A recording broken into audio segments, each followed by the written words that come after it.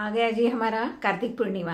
कार्तिक पूर्णिमा हमारे हिंदुओं के लिए बहुत ही इम्पोर्टेंट, बहुत ही महत्वपूर्ण दिन होता है। ये हम सब लोग जानते हैं। कार्तिक पूर्णिमा का इसलिए भी महत्व होता है कि कार्तिक पूर्णिमा कार्तिक महीने के आखिरी दिन में आती है और ये कार्तिक महीने के अंत का प्रतीक होता है हमारे लिए। कार्तिक महीने में अगर आप कोई जैसे रिचुअल्स नहीं कर पाए हैं तो कार्तिक पूर्णिमा के दिन सारे रिचुअल्स आप कर लीजिएगा, जितने कर सकते हैं आप। ऐसे नहीं कि सारे ही करने हैं, लेकिन जितने हो सकते हैं उतने रिचुअल्स आपको करना चाहिए, क्योंकि ये महीने का अंत का दिन है। और कार्तिक पूर्णिमा बहुत बड़ी पूर्णिमा होती है। वर्ष भर में सबसे बड़ी महत्वपूर्ण पूर्णिमा जो होती है वो कार्तिक पूर्णिमा। वैसे हर एक पूर्णिमा का अपना अपना अलग महत्व है, लेकिन ये सबसे महत्वपूर्ण पूर्णिमा होती है, इम्पोर्टेंट पूर्णिमा होती है। इसलिए इस पे रिचुअल्स करना ना भूले और अपना जीवन बदलने में अपनी खुद की मदद करें। कार्तिक पूर्णिमा के दिन देवों के देव महादेव और श्री हरि विष्णु की पूजा करने का बहुत ही महत्व है और ये मुख्य देवता में इनकी पूजा होती है। बाकी हमारे घर में जितने सारे देवता हम मंदिर में रखते हैं उनकी पूजा तो हम करते ही हैं, लेकिन ज्यादातर पूर्णिमा के दिन इनकी पूजा की जाती है। और कार्तिक पूर्णिमा इसलिए भी जश्न मनाया जाता है कि इस दिन त्रिपुरारी राक्षस का वध किया था, उसको हराया गया था। जश्न तो बनता है। बहुत सारे लोग कार्तिक पूर्णिमा के दिन सूर्योदय से लेकर सूर्यास्त तक व्रत रखते हैं। पवित्र नदियों में स्नान करते हैं, जैसे कि गंगा। वो पवित्र नदियों में स्नान जरूर कीजिएगा।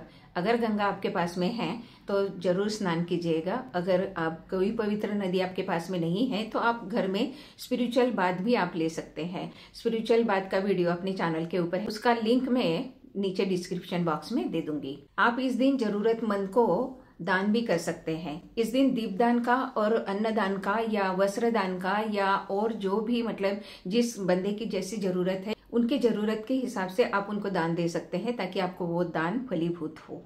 तो जिसको अगर मेडिसिन की जरूरत है तो आप मेडिसिन दे सकते हैं। किसी को कॉपी पेंसिल की जरूरत है तो उसको आप कॉपी पेंसिल दे सकते हैं, ताकि आपको भी पुण्य मिले। वाराणसी में तो गंगा के तट के ऊपर बहुत दीपक जलाए जाते हैं और देव दीपावली के रूप में इसको मनाया जाता है। सुबह के अगर रिचुअल्स करने हैं तो पवित्र नदी में स्नान कर ले या फिर स्पिरिचुअल बाथ ले ले। भगवान शिव की, भगवान श्री हरि विष्णु की आप पूजा कर ले। ये पूजा आप अपने घर में भी कर सकते हैं या मंदिर में जाकर भी कर सकते हैं। शाम के रिचुअल्स में आप दीपदान करेंगे। अगर ये दीपदान आप संध्या काल में करेंगे तो बहुत ही अच्छा। संध्या काल उसको कहा जाता है सूर्य निकलने के 15 मिनट पहले और सूर्यास्त के 15 मिनट बाद, ये संधि काल होता है। इस टाइम अगर आप जो भी रिचुअल्स करेंगे आपको 100% फल इसका मिलता ही मिलता है। अगर आपने 365 बातियों का दीपक नहीं जलाया है अभी तक तो आप कार्तिक पूर्णिमा के दिन 365 बाती का दीपक जरूर जला ले। ये कैसे बनाना है इसका भी वीडियो अपने चैनल के ऊपर है, उसका भी लिंक मैं आपको दे दूंगी। और बाकी सारे दीपक आपको कहाँ लगाने हैं? घर में पूजा स्थान के ऊपर, केले के पेड़ के पास में, तुलसी मैया के पास में, अगर आपके पास बड़ का पेड़ है तो बड़ के पास में, पीपल के पास में आप घी का दीपक जलाइए। हो सके तो घी का दीपक जलाइए। बाकी जगह जैसे आप अपने घर के मेन डोर के ऊपर 2 दीपक जलाइएगा। अपने घर के हर कोने में एक एक दीपक जलाइएगा। अगर हर कोने में नहीं जला सकते तो अपने कमरे के एक कोने में जरूर जला लीजिएगा। अपने घर में अगर जितने भी रूम है तो रूम के दरवाजों के सामने आप दीपक जरूर जला लीजिएगा। आंवले का अगर पेड़ है तो आंवले के पेड़ के पास में भी आप घी का दीपक जला लीजिएगा। बाकी सारी जगह आप तिल का तेल का इस्तेमाल कर सकते हैं। और अगर आपके पास में घी नहीं है और आप दीपक जलाना चाहते हैं, आप तिल के तेल का दीपक भी जला सकते हैं। अगर तालाब के पास में भी जलाते हैं, इसको नदी किनारे जलाते हैं। अगर आप नदी किनारे रहते हैं तो आपके बहुत ही अहोभाग्य, आप वहां जाके दीपक जरूर जलाइएगा। और अगर आप घर में तालाब का और नदी का अगर महत्व लेना चाहते हैं या फल लेना चाहते हैं कि वहां दीपक जलाए, तो आप अपने घर में ही ये रिचुअल्स कर ले। एक थाल ले ले या कोई भी पात्र ले ले या कोई टब ले ले और उसमें पानी भर ले और उसके आजू बाजू जितने हो सकता है दीपक जला ले। ये सारे दीपक मिट्टी के होने चाहिए, क्योंकि मिट्टी के दीपक हमारे हिंदू धर्म में हम इसको बहुत महत्व देते हैं। और अगर आप दीपक अपने मंदिर में जो दीपक लगाते हैं, हर दिन आप तुलसी के पास में दीपक जलाते हैं, वही दीपक जलाइएगा आप, क्योंकि वो दीपक शुद्ध हो चुका होता है, क्योंकि हम उसमें हर दिन दीपक जलाते हैं। इसमें आप अपने पानी जहाँ भर के रखते हैं वहां भी आप दीपक जलाइए, क्योंकि वो स्थान हमारे पितरों का होता है। तो इस तरीके से दीपदान भी आप कर सकते हैं। जितने ज्यादा से ज्यादा हो सकता है उतने दीपदान आप कर सकते हैं। और 365 बाती का दीपक तो आपको जलाना ही जलाना है। ये मैं भी करूंगी, इसका शॉर्ट वीडियो आपको दूंगी करने के बाद में।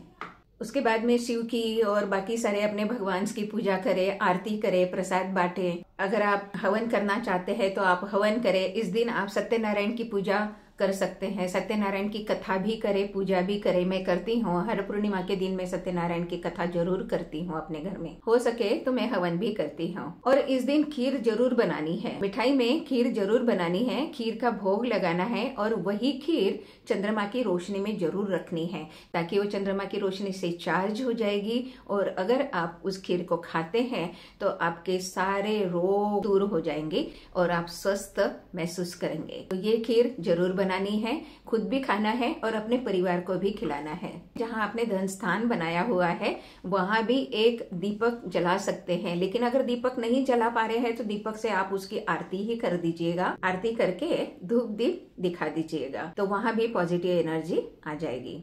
तो ये पूर्णिमा का दिन ऐसा है कि पॉजिटिविटी लेने के लिए, पॉजिटिव बनने के लिए सुबह से लेके शाम तक, पूरी रात भर तक आपके लिए बहुत ही अच्छा दिन है ये। अब आता है चंद्रमा की रोशनी में रिचुअल्स। अपने क्रिस्टल जरूर चार्ज करने हैं आपने।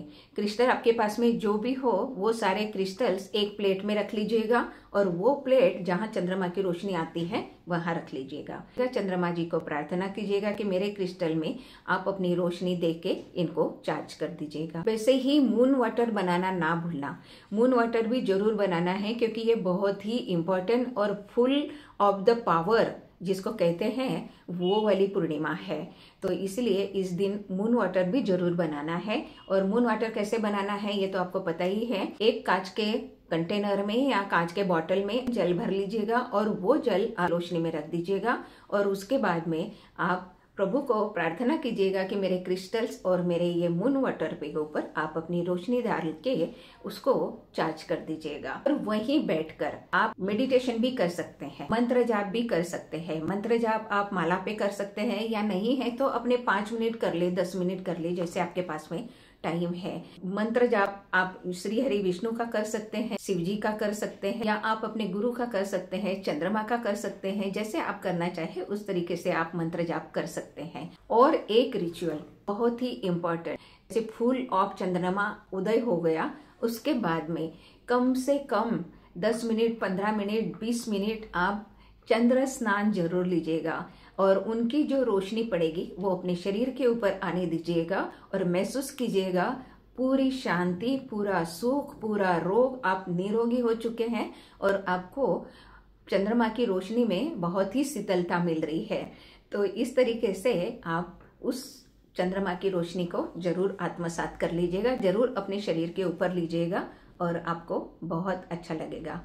और अगर आपके घर में चंद्रमा की रोशनी नहीं आती है तो क्या करेंगे, तो आप वॉक करने के लिए चले जाइएगा। ऐसी जगह वॉक करें कि जहाँ चंद्रमा की रोशनी आपके ऊपर आ रही है, आप बिल्कुल प्रफुल्लित हो रहे हैं और आपको बिल्कुल शांति मिल रही है। और इस तरीके से आप चंद्रमा की रोशनी में डूब जाइएगा और यही आपके लिए मेडिटेशन है। तो आखिरी बात, आपने अगर मून वाटर बनाने के लिए रखा है या आपने क्रिस्टल्स चार्ज करने के लिए रखे हैं तो दूसरे दिन सुबह सूर्य निकलने के पहले उसको जरूर अपने घर में लेके आइएगा, क्योंकि हमने उसे चंद्र की रोशनी से चार्ज किया है। सूर्य के किरण उसके ऊपर नहीं पड़ना चाहिए, नहीं तो उसका कोई बेनिफिट नहीं मिलेगा हमको, तो वो जल हमारे लिए काम नहीं आएगा। तो अब इस मून वाटर का आप कैसे इस्तेमाल कर सकते हैं। मून वाटर आप रोज 1 चम्मच पी सकते हैं और अपने ऊपर छिड़क भी सकते हैं। अपने पूरे घर में स्प्रे बॉटल में भरकर छिड़क सकते हैं। ये भी आपके लिए एक रिचुअल्स हो जाएगा। कितनी देर लगती है करने के लिए, लेकिन अगर हमें उससे कुछ बेनिफिट मिल रहा है तो करने में कोई हर्ज नहीं है।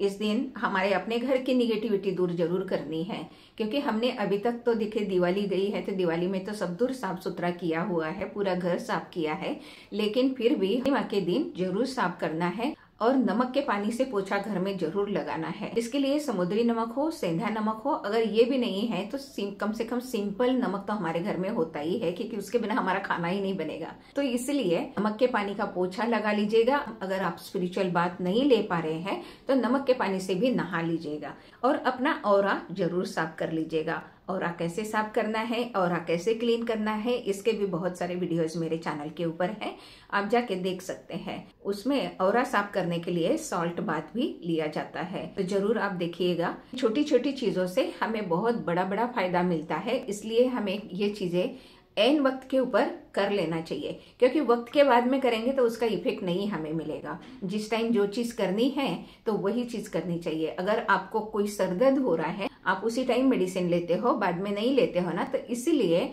हर दिन एक इम्पोर्टेंट दिन होता है और इसके फायदे जरूर उठाने चाहिए। ये सारे रिचुअल्स करते वक्त मुझे कमेंट जरूर कीजिएगा, मैं पढ़ूंगी और उसका आंसर जरूर करूंगी। तो साथियों, अगर ये वीडियो अच्छा लगा, नॉलेजेबल लगा, तो वीडियो को लाइक शेयर कमेंट जरूर कीजिएगा और अपने फ्रेंड्स फैमिली को भी भेजिएगा। और अगर वीडियो पर आप नए हैं तो चैनल को सब्सक्राइब अवश्य कर लीजिएगा। ऑल बेल नोटिफिकेशंस जरूर ऑन कर लीजिएगा ताकि वीडियो के सारे नोटिफिकेशंस आपको मिलते रहे। और आखिरी में, प्रभु को, ब्रह्मांड को ग्रेटिट्यूड देना ना भूले।